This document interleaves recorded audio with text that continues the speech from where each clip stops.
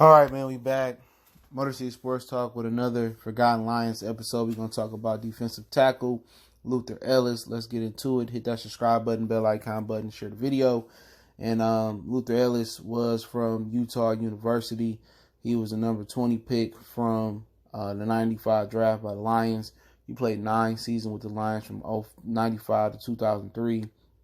But let's get into it. He's a former All-American as well too, and WAC Defensive Player of the Year. So he had a dominant senior season. He had some dominant seasons in Utah, but yeah, he was born in, hopefully I'm saying this right, Mancos, Colorado. He attended Mancos High School and played for the Mancos Blue Jays high school football team and basketball team. He received the athletic scholarship to attend University of Utah and played for the Utah youth football team as a defensive lineman from 91 to 94. He chose Utah since football coach Ron McBride told him he can also play basketball under Rick Myers. After one season, he decided to play football full time.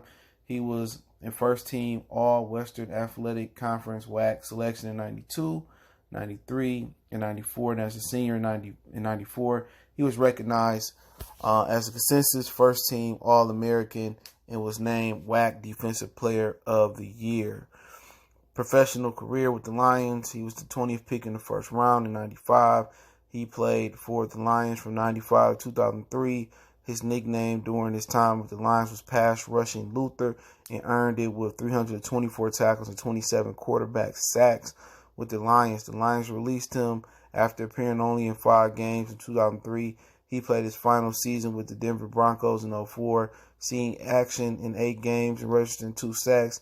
In his 10 seasons in the NFL career, he played 134 season games, started 119 of them, and compiled 331 tackles and 29 quarterback sacks, 7 fumble recoveries, 4 forced fumbles, and 4 deflected passes.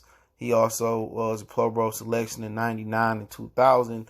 And I think story goes, I think they had Porsche playing on the interior. He was drafted at least a year or two before Ellis got there, maybe a little bit more earlier than that. And, you know, I think it was like his second or third year with the Lions or something like that for Ellis.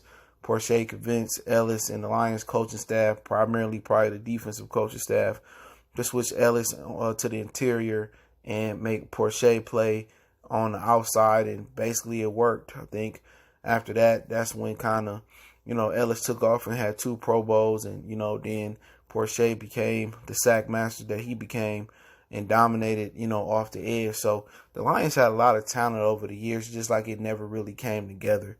I mean, you had Benny Blades, you had, you know, Ron Rice, you had, you know, had a lot of good Stephen Boyd, you had Chris Spielman. You had just a lot of talent over the years, man. And we're going to talk a lot more about that talent coming up. They had I'm going to say Brashad Perriman. I mean, his daddy, Britt Perriman, Herman Moore.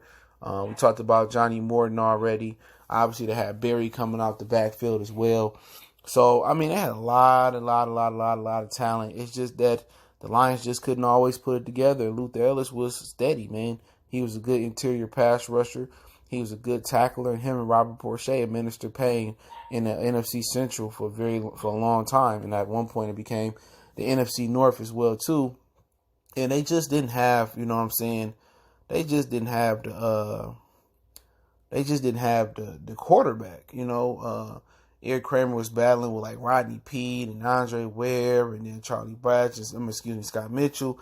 He had one good year, and then it was just like a quarterback and how can I say it, a good head coach away. Wayne Fontes nothing. All right. You know, had they had Matthew Stafford in the 90s and they had like Jim Caldwell in the 90s, the Lions probably would have made it to a Super Bowl and perhaps won one with some of the talent they had. But Luther Ellis was a really, really prominent dude in what they did defensively. And Robert Porsche, if the story holds, memory holds correct, he turned it around for him and have him go to the interior, and he dominated on the interior. So sometimes you got to make that switch. And like I said before, man, he was, you know, defensive player in the WAC. And then he also, you know, is the coach at Idaho. He's been there since 2017. He's the defensive line coach. He also filed bankruptcy, so he lost his money. I mean, he should have been part of the Broke documentary they did on ESPN. Don't worry, there's going to be several more parts of that over the years, of documentaries like that.